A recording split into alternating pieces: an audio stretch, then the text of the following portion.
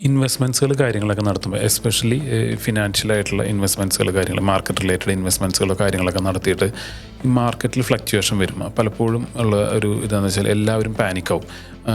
ഇത് മാർക്കറ്റിൽ ഭയങ്കര വേരിയേഷൻ നടക്കുന്നുണ്ടല്ലോ, എൻ്റെ ഇൻവെസ്റ്റ്മെൻറ്റ്സിൻ്റെ വാല്യൂ കയറി ഇറങ്ങിക്കൊണ്ടിരിക്കുകയാണ്, ചിലപ്പോൾ താഴേക്ക് പോകുന്നു, ചിലപ്പോൾ തിരിച്ച് കയറുന്നു, നെഗറ്റീവ് കാണിക്കുന്നു, ഇങ്ങനെയുള്ളൊരു ഇത് വരുന്നു.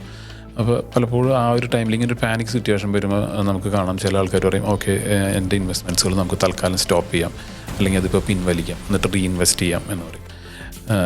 നിങ്ങളുടെ ഒരു ആവശ്യകത ഈ പൈസ എടുക്കുക എന്നിട്ട് ആ പൈസേനെ കൊണ്ട് എന്തെങ്കിലും ഒരു കാര്യം ഇപ്പോൾ ചെയ്യാനുണ്ട്, അങ്ങനെ ഒരു ആവശ്യകത നിങ്ങളുണ്ടെങ്കിൽ നിങ്ങളങ്ങനെ ചെയ്യൂ. അല്ല എന്നുണ്ടെങ്കിൽ ദയവ് ചെയ്ത് അത് ചെയ്യില്ല. കാരണം നിങ്ങളുടെ ആവശ്യകത വരുന്ന കുറച്ച് വർഷങ്ങൾ കഴിഞ്ഞിട്ടാണെന്നുണ്ടെങ്കിൽ ഇപ്പോൾ ഇടക്കാലത്ത് ഉണ്ടാകുന്ന മാർക്കറ്റിലെ വേരിയേഷൻസോ കാര്യങ്ങളോ ഒന്നും തന്നെ നിങ്ങൾ കഴിയുന്നതും നോക്കാതിരിക്കുക, ഒഴിവാക്കുക.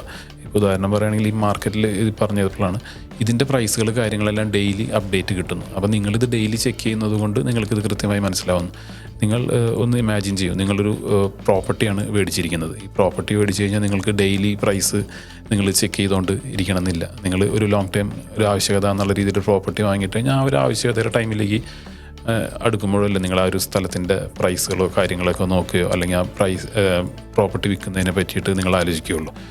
ആ ഒരു സൈക്കോളജി തന്നെ നിങ്ങളുടെ ഒരു ഇൻവെസ്റ്റ്മെൻറ്റ്സുകൾ കാര്യങ്ങൾക്കും പരിഗണിക്കാൻ നോക്കുക. അപ്പോൾ കുറേയൊക്കെ നമ്മൾ ഇൻവെസ്റ്റ്മെൻറ്റ്സുകൾ കാര്യങ്ങൾ നടത്തി എസ്പെഷ്യലി ലോങ് ടൈം ഗോൾസിലേക്കുള്ളതാണെന്നുണ്ടെങ്കിൽ ഇടക്കാലത്ത് വരുന്ന ചേഞ്ചസ് അല്ലെങ്കിൽ വേരിയേഷൻസ് നിങ്ങൾ നെഗ്ലക്റ്റ് ചെയ്യാൻ ശ്രമിക്കുക. അപ്പോൾ അങ്ങനെ ഒരു ഹാബിറ്റ് പതുക്കെ ഒറ്റയടിക്ക് പറ്റില്ല എന്നറിയാം, എങ്കിലും കുറേശ്ശെ ആയിട്ട് കൊണ്ടുവരാൻ ശ്രമിച്ചു കഴിഞ്ഞാൽ ഫ്യൂച്ചറിൽ നിങ്ങൾക്ക് നല്ലൊരു ഇൻവെസ്റ്റ്മെൻറ്റ് ക്രിയേറ്റ് ചെയ്തെടുക്കാൻ സാധിക്കും.